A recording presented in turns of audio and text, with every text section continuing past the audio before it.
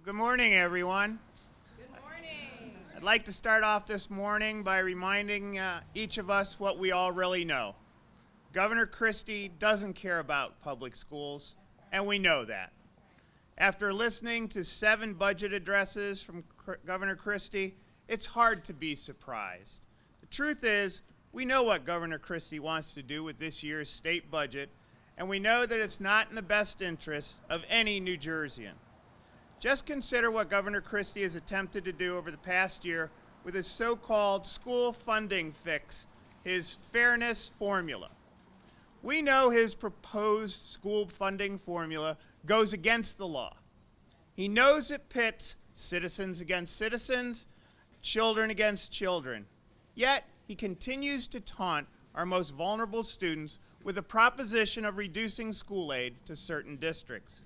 And here's the worst-kept secret in New Jersey.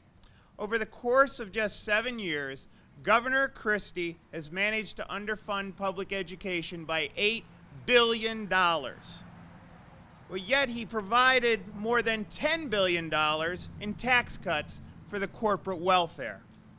Think about that. $8 billion is even hard for me to comprehend.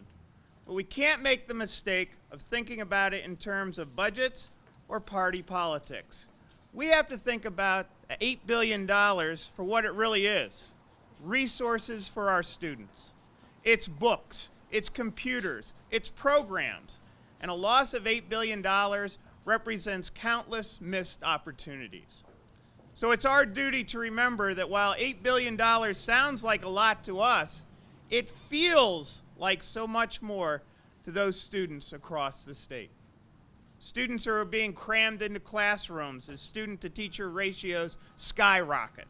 Students who do their best to learn in dilapidated school buildings without heat or air conditioning or access to clean air.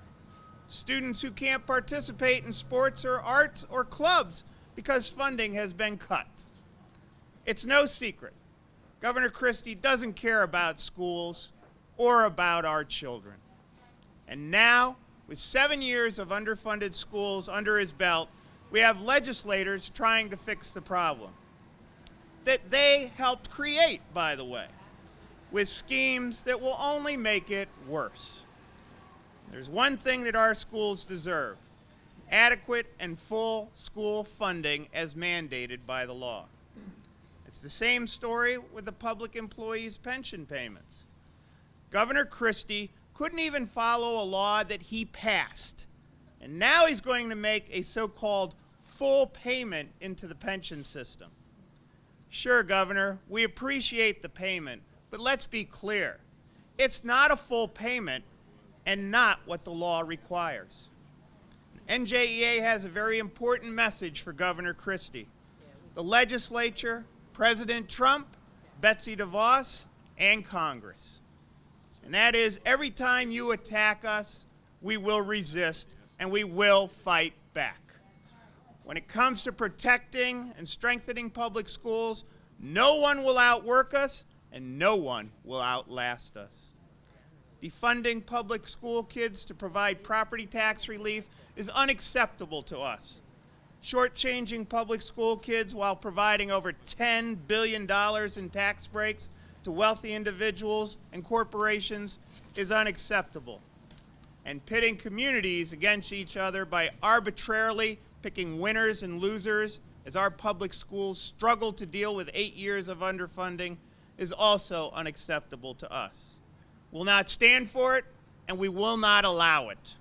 We will fight for our schools, we'll fight for our children, and if our legislators will not, we will fight for what's right for all of New Jersey's taxpayers. We urge our elected local officials, parents, members of the public, and anyone else who cares about 1.4 million children in our schools to join us in this fight to protect our state's most important assets, our children and our schools. Thank you very much.